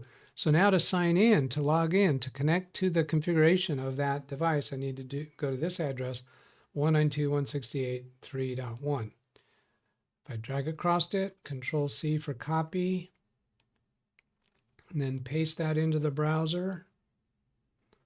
It says your connection isn't private. That's okay. We know what we're doing. We're going to click advanced and come down here to continue to 3.1. Unsafe, danger, Will Robinson. No, I don't want your QR code. And then I have to sign in. Now here, what I have to sign in with my Unify account, and I'm not going to display that on stream. So I'm going to go to studio mode and bring that up over here. Excuse me. So this is something that I did before showtime. I actually did this yesterday. I already had a Ubiquiti account because I've worked with them years ago. It's been a long time since most of my work was with Ubiquiti Unify for Wi-Fi devices, or and this firewall is a unified device because it goes through this unified management. And I've also used Ubiquiti edge routers, which I don't think are unified devices. They have their own interface, just local. They don't go through the web management console. I gotta go look up my password. I'll do that over here. I'm being careful. Yeah, that's what you said before, Doug.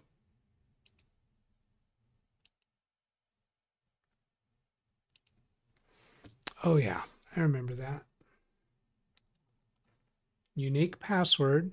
Don't use that password anywhere else. But if I were to see that password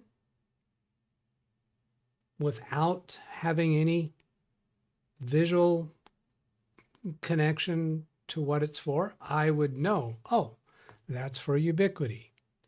There is something about it without being obvious to strangers that cues to me what that is for.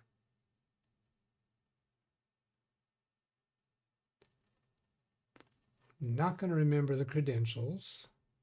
And then it sends a 6-digit code to my email address because I use 2-factor everywhere that has that available.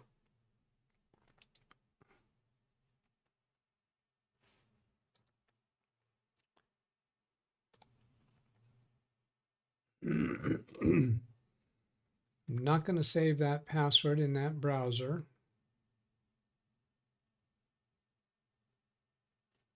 All right.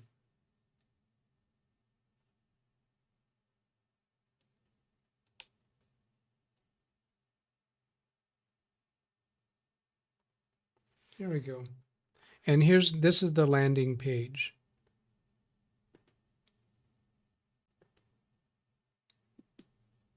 Push the correct button, man. There. This is the landing page for it, which is not where we started. So, and up in the address bar, you see the .3.1 address. All right.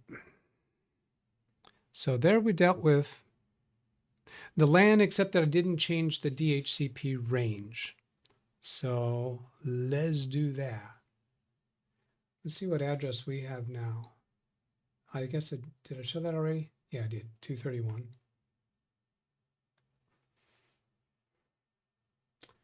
So settings, networks. Click here into the network. And then come down to the DHCP pool range. So here showing the size, that's probably calculated. If I click into the range, does it let me change it there? Let's see, where do I change that? Oh, and we did have in our notes that we're going to change the name of the network.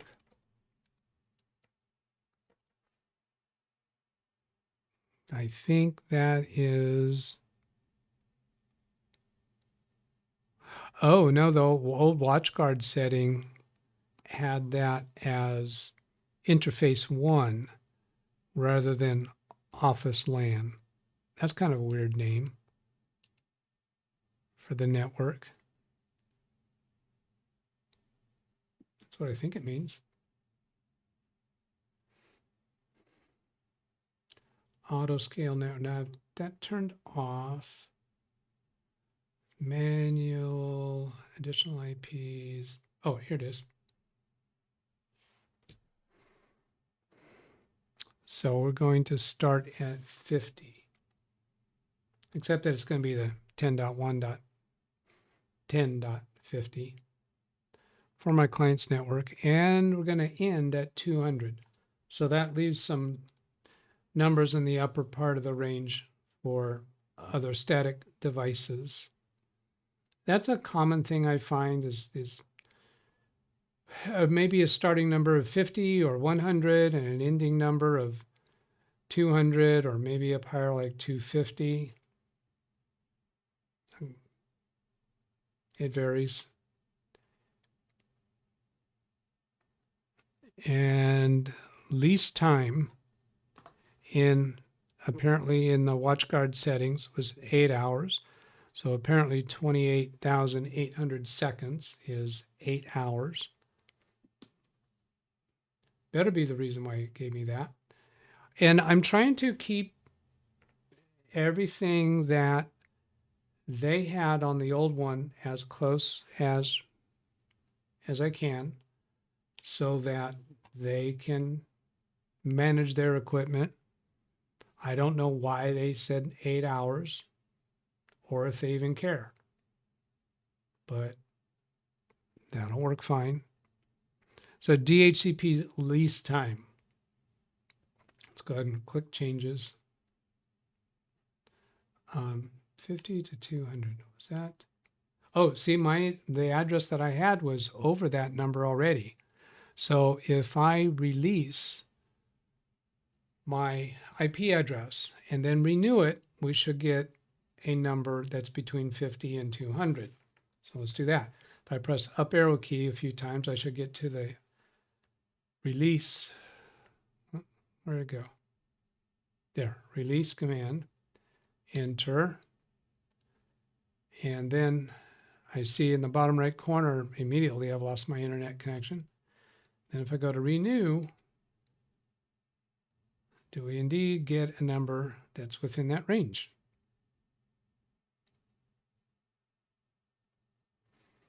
There it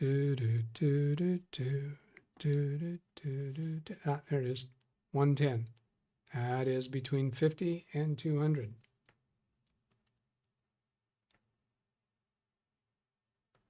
All right, what's next? Oh, what the DHCP lease time does, what the purpose of that. The DHCP server assigns addresses. Wait a minute, Doug, I thought you were talking about a firewall. Well, yes, but this firewall device functions as a DHCP server as well as a firewall device. The Comcast router also has the capability of serving and is actually serving as a DHCP server. Think of DHCP server as a function of a device rather than an actual device. A computer, particularly a network server, can assign IP addresses, meaning it can function as a DHCP server. Phil Stodd says, everyone says they don't want to learn terminal commands on the other OS. LOL. Taking me a moment to absorb that.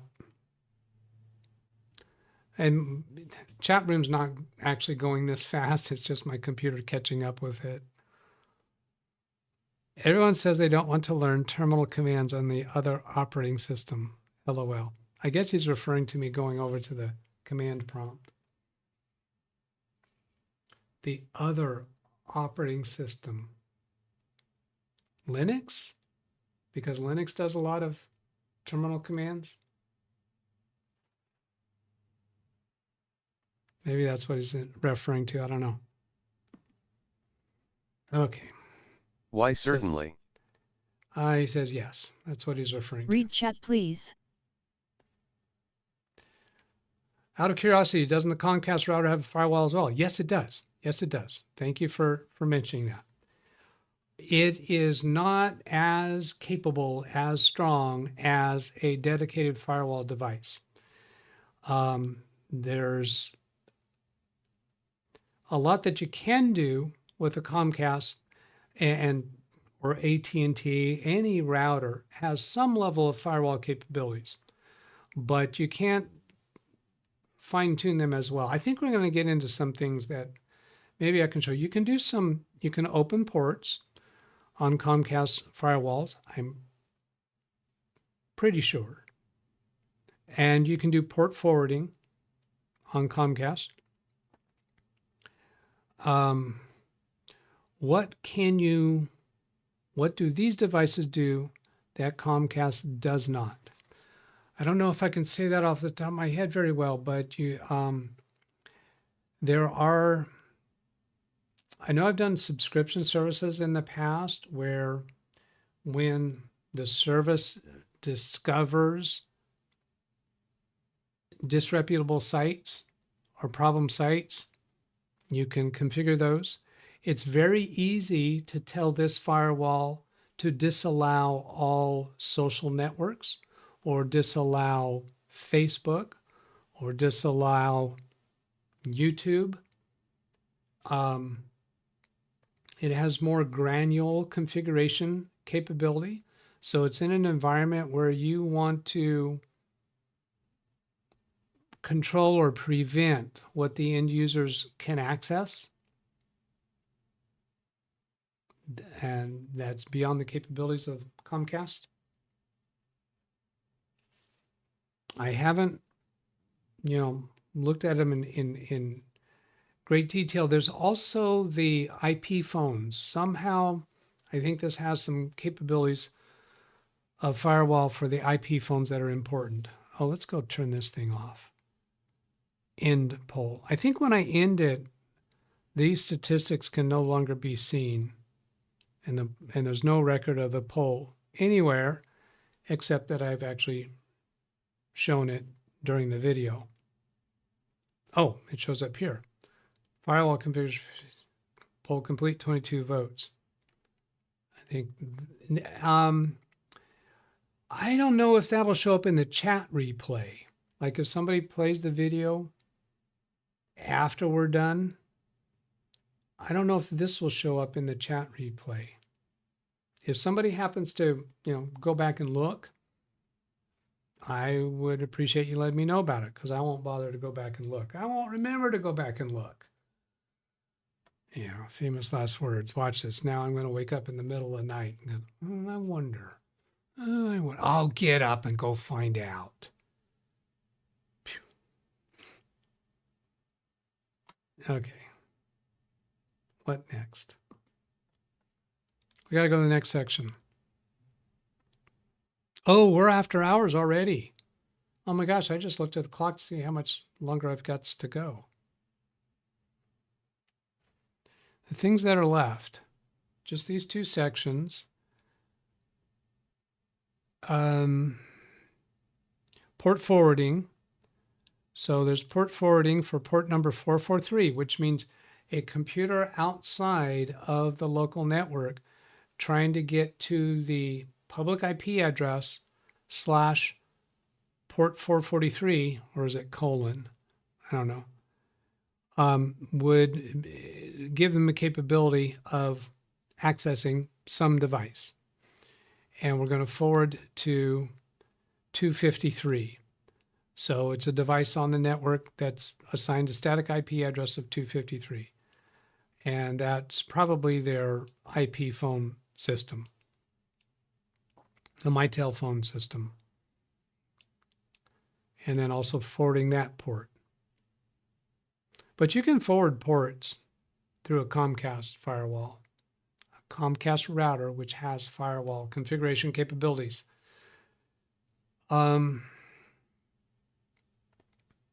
Let's look at something else here. What else is going on in here?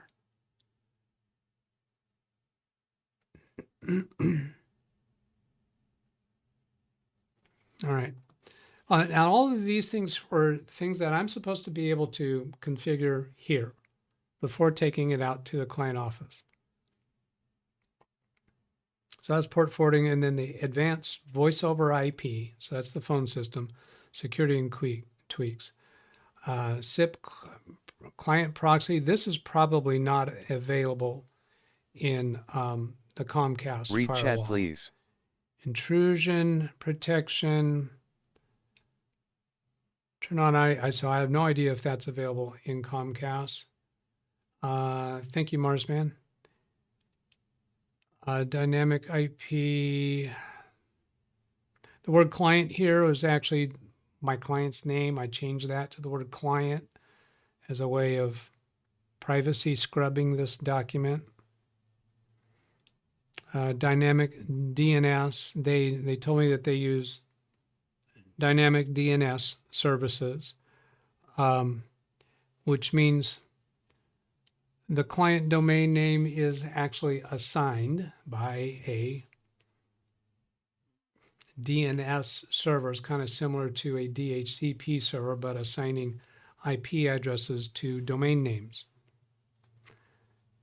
Quick tip on port forwarding.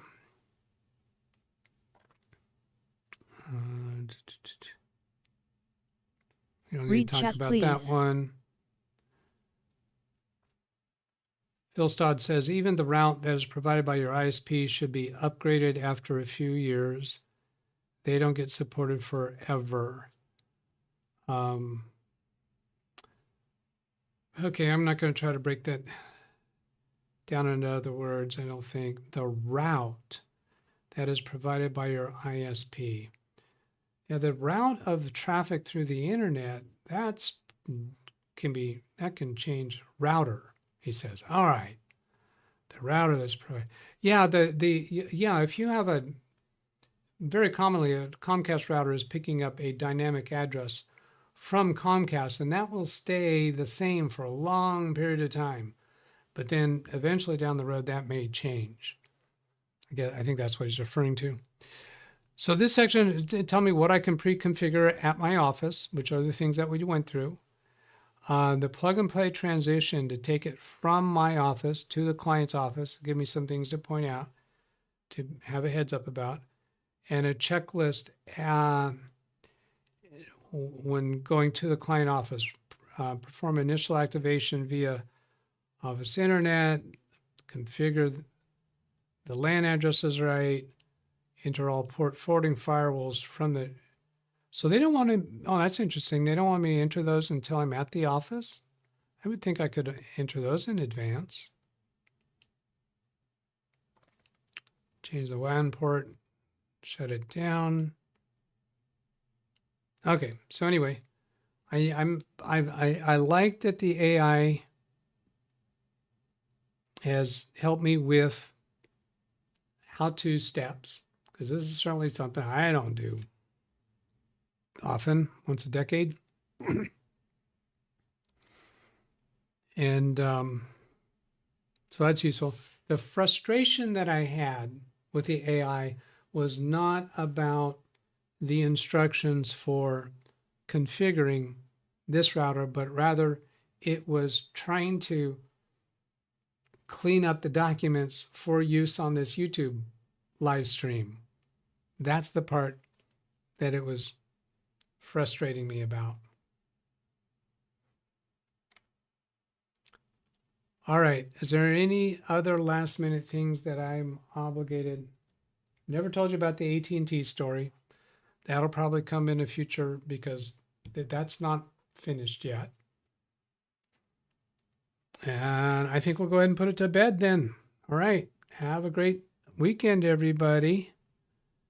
And it's that button. I'm really eager to get back to 6 days.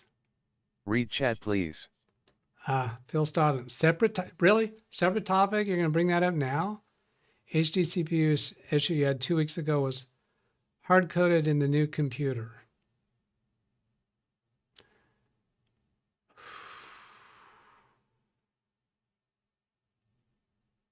Okay, well, I think we talked about that last week. I thought we completed that. Yeah, the issue happened 2 weeks ago, but we did talk about that and cover that last week. I think I covered the whole thing. All right, we're out of here. Goodbye. Get something to eat.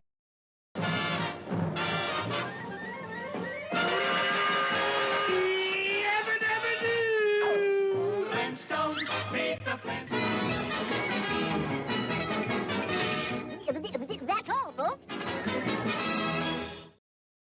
Tune in. Days a week for Windows support, the help you seek. Send an email, leave a comment, join the chat. Our tech-savvy crew is where it's at. Not just me, but a whole community, helping you solve tech mysteries. With friends who are here almost every day, we love to chat and help you find your way. So subscribe now, be part of the team. For Windows support and more than you've dreamed. Join the fun, don't miss a single stream. At LiveWindowsTraining-DougBetts or simply where tech support supreme.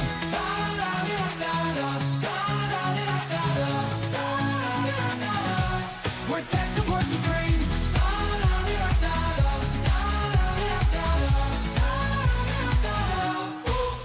Tune in, days a week for Windows support, the help you seek. Send an email, leave a comment, join the chat. Our tech-savvy crew is where it's at. Not just me, but a whole community, helping you solve tech mysteries. With friends who are here almost every day, we love to chat and help you find your way. So subscribe now, be part of the team.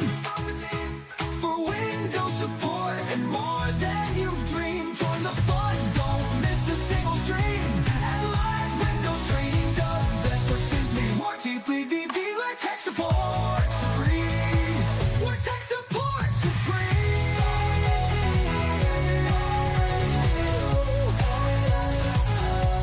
Where tech support supreme.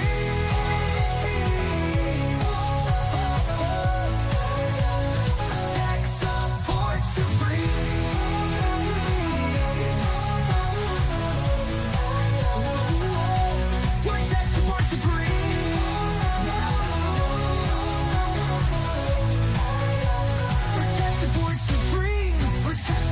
supreme.